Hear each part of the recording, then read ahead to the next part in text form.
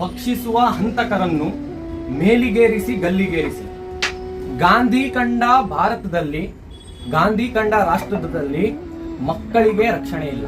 ಇಲ್ಲಿ ನಾವು ನೋಡ್ತಿರ್ಬೋದು, ಝೈಬಾ ಅನ್ನೋದು 4ನೇ ವರ್ಷದ ಹುಡುಗಿ, ಅದು ನಾವು ಎಲ್ಲ ನಮ್ಮ ಮನೆ ಹತ್ರ ಇರುವಂತದ್ದು ಹುಡುಗಿ ಜೊತೆ ಏನಾಗಿದೆ.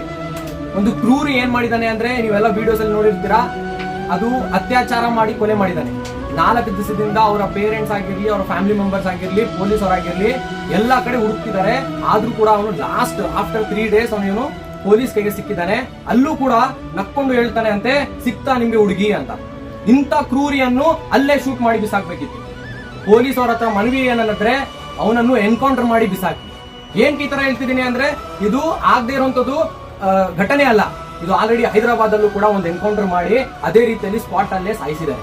ಏನಂದ್ರೆ ಇಂತಹ ಕೃತ್ಯವನ್ನು ಮತ್ತೆ ರಿಪೀಟ್ ಆಗಬಾರ್ದು ನಮ್ಮ ಕರ್ನಾಟಕದಲ್ಲಾಗಿರ್ಲಿ ಅಥವಾ ನಮ್ಮ ದೇಶದಲ್ಲಾಗಿರ್ಲಿ.